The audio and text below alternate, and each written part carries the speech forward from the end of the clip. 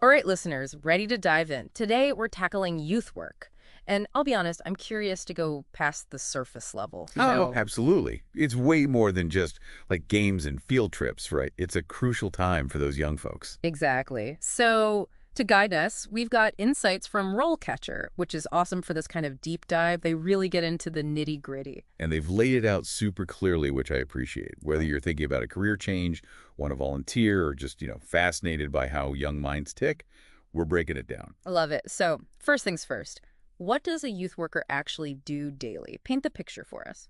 So at the core, it's mentorship, advocacy, Yeah. being that support system as young people navigate, well, life, basically, Yeah. especially the personal and social stuff. So, stuff traditional education might miss out on, like those real-world skills. 100%. Resilience, how to communicate effectively, how to handle disagreements. And the best part, no 2 days are the same. Could be running a workshop one day, then giving one-on-one support the next. Talk about variety. It sounds like you need a pretty diverse skill set to juggle all that. You got it. And those skills come in handy across the board, too. Schools, community centers, youth clubs, even online now. Got to meet them where they are these days. For sure. Speaking of which, what's the job outlook like? Is this a growing field? Actually, RoleCatcher's saying 5% growth in the coming years, Yep. so good sign for anyone considering this path. That is promising. But gotta ask, this isn't a get-rich-quick kind of career, right? What's the personality type drawn to this? You got to be adaptable. That's huge. Each young person's different. Their needs are always changing. Got to think on your feet. Right, you're dealing with so many personalities, situations. Cookie cutter wouldn't work. Nope. And a good dose of creativity helps. Keep things engaging. Think outside the box. And of course, got to be a good communicator. Especially when you're working with teens, right, who might not be the most forthcoming or dealing with tough stuff they don't know how to express. Exactly.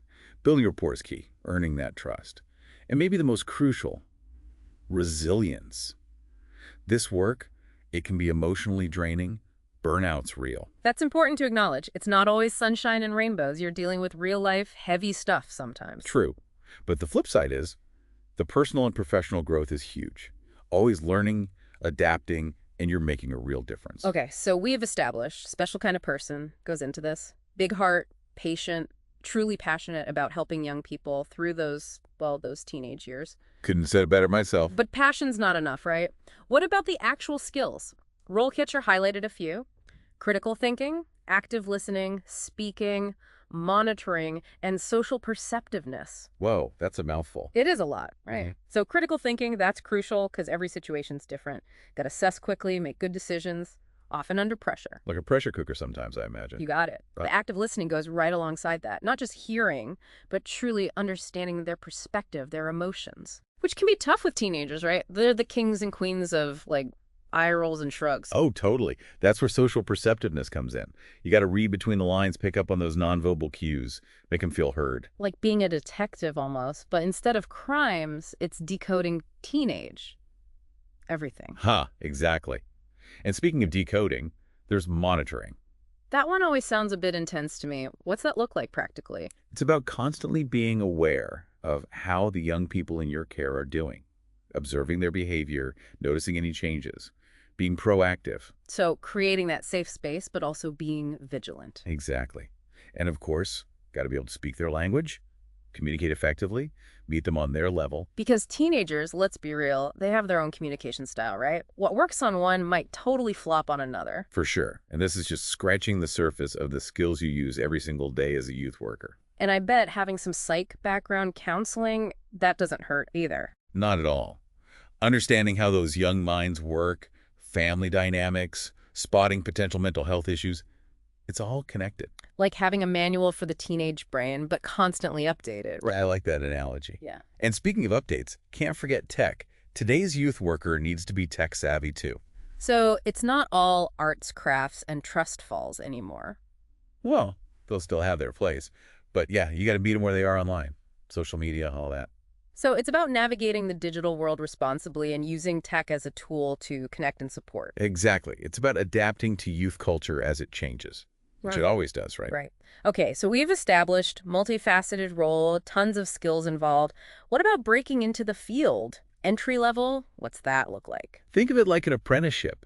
You're assisting, learning the ropes, soaking up knowledge from the more seasoned folks. Right, like that role catcher profile we were looking at, helping with programs, the admin stuff, basically being the glue while getting experience. Exactly. You're proving yourself, showing your passion. So you've put in the time. What's next? Where can this career path lead? That's the exciting part. There are loads of options. Leadership's one route, becoming a team leader, managing projects, maybe even running the show eventually. So you could be the one shaping things, designing programs, mentoring others. Absolutely. Or you could specialize. Maybe substance abuse prevention, mental health support, career counseling, whatever speaks to you. Finding your niche, becoming the go-to person for that. Exactly. And whatever you do, continuous learning is key. Conferences, workshops, you're always growing. Because the field itself never stays the same, right? Right. What young people are facing today is different from even a few years ago. Got to stay ahead of the game. Keeps you on your toes, that's for sure. Definitely. But it's also incredibly rewarding, Yeah. like deep down fulfilling. Okay, we've covered a ton, but I want to hear from our listeners. What are your initial thoughts? What's standing out to you about this whole youth work thing? It's definitely a field that leaves a mark, right? It does. But we got to be real, it's not always easy. There are challenges, ethical things to consider, even emotional risks. That's the part we need to unpack more. We do, because that's crucial for anyone serious about this path. But we'll save that conversation for part 2 of our deep dive. And we're back. Still diving deep into youth work, and I have a feeling this part might get, well, kind of personal. We've talked skills, knowledge, even tech, but there's this other layer, right? Right, and it's huge. Emotional intelligence, EQ. Everyone's tossing that term around these days, but what's it really mean for someone working with youth? It's more than just like liking kids, yeah. Way more. It's about riding that wave of emotions, both yours and the young person's, constantly. Okay, real world example time. Teenager walks in, slams the door, bursts into tears. What's going through a youth worker's head right then? First thing, got to manage your own reaction. Can't be a source of support if you're, falling apart yourself. So self-awareness is step 1. Check your own emotional baggage at the door. Exactly. Then you focus on the kid. Anger, hurt, fear. Your job's to make that stay safe for him to just let it out. Which probably means not jumping in with solutions right away, even if you want to. Ding, ding, ding. Especially with teens going through it, they need to feel heard, not just fixed. And that's where that active listening comes in, not just waiting your turn to talk. It's deeper than words even. Body language, tone, what's the emotion behind it all? And then reflecting that back, showing you get it. Because it's so easy to misinterpret, especially with teens, if you're not paying attention to that stuff below the surface. 100%. That level of empathy, understanding, it's a skill, honestly. Takes practice. So not being a therapist, but that steady presence that helps them sort through their own stuff. Exactly. You're guiding them to build their own emotional intelligence. Empowering stuff, right? Totally. Now, for our listeners thinking, okay, great, EQ matters, but how do I get better at it? Advice. Start with you. What are your patterns? How do you react to stress, overwhelm? Notice it. Like having an emotional dashboard, and you're learning what all the lights mean. Love that. And once you've got your own WN figured out, start tuning into others. Right. Their body language, tone, all those little cues. Becoming a student of people, basically. You got it. And the more you do it, the better you get at reading those signals, responding with, well, genuine empathy. Because isn't that what we all want? To feel truly seen, heard, understood. Especially for young people still figuring out who they are, that feeling can be, honestly, massive for them. Makes those connections so important. But that takes vulnerability from the youth worker too, doesn't it? Absolutely. Can't expect them to open up if you're all like closed off professional robot mode all the time. Gotta be real, authentic, even admit when you don't have the answer. Sometimes the most powerful thing you can say is, I don't know, but we'll figure it out together. There's power in that shared journey. Speaking of journeys, we're about to head into another big one. The ethical side of youth work, which, let's be real, that's essential. It can feel heavy, but it's about protecting everyone involved. Right? Exactly. We'll dive into that right after this. Back again and ready to unpack those ethical considerations. Big stuff. It's easy to get caught up in the fun parts of youth work, but yeah, there's a whole other side, isn't there? There is. Because we're dealing with young people's well-being, it's serious business. Got to make sure every choice you make, it's what's truly best for them, not just the easy way out. Exactly. And that's where ethics come in, having that moral compass guiding you through tricky situations. So where do we even start? What are the biggies when it comes to ethics in this field? Confidentiality is huge EE, like top of the list. Makes sense, right? Young people got to feel safe to open up knowing it's not going any further. Trust is built on that. Imagine you're a teen dealing with, I don't know, family drama, questions about who you are, maybe even mental health stuff. Heavy stuff at any age, but especially back then when everything feels like the end of the world. Exactly. So you finally talk to someone, an adult you trust, your youth worker, and then that trust gets broken. Oof. Yeah, that could scar someone. Make them less likely to ask for help again. It could. Long-lasting impact. That's why youth workers are, like, super strict about confidentiality. But then what about situations where a young person's in danger?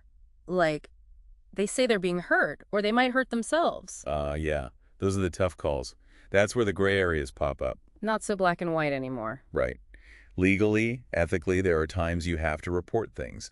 Abuse, if someone's a danger to themselves or others. So it's like this balancing act. Their privacy is important, but their safety comes first. Exactly. That's why training never stops, supervision is key, and having clear rules everyone follows, that's crucial. So you've got backup. You're not on your own when those tough decisions hit. For sure. And speaking of lines you don't cross, boundaries are another big one. Boundaries, we hear it everywhere, but what's that actually look like in this work? Professional distance, always. No conflicts of interest. Every interaction, it's got to be appropriate, full stop. So no playing favorites, no getting too personal with the kids, no blurring the line. You got it. And being really aware of the power dynamic at play. Because, let's be honest, adult versus young person, there's always going to be that imbalance. Right. Youth workers are in a position of authority, mentors, role models, sometimes even that confidant role. You got to be so aware of that power and never misuse it. Empowering, not controlling, that's the key. 100%. Your actions, they're about what the young person needs, not what makes you feel good, you know. That takes some serious self-awareness and integrity right there. It does. And the good ones, they get that. They live it. So, big picture, as we wrap up this deep dive, what's the ethical takeaway for our listeners if they're considering this field? It's deeper than a rule book. It's about truly respecting the young people you're serving, their well-being, always, no matter what. Recognizing that what you do, it impacts their lives. Yeah. And owning that responsibility every single day. Well said. Compassion, integrity, doing things the right way, even when it's hard. That's what it's all about. And on that note, we've reached the end of our deep dive. Skills, challenges, rewards, the emotional side, the ethical dilemmas. Youth work, it's a lot, but man, can it be rewarding. If you feel that pull, that calling, yeah, it's more than a job then, isn't it? It's about making a difference, one kid, one conversation, one step at a time. That's all for today's deep dive, everyone. Until next time, keep exploring, keep those conversations going, and we'll catch you on the flip side.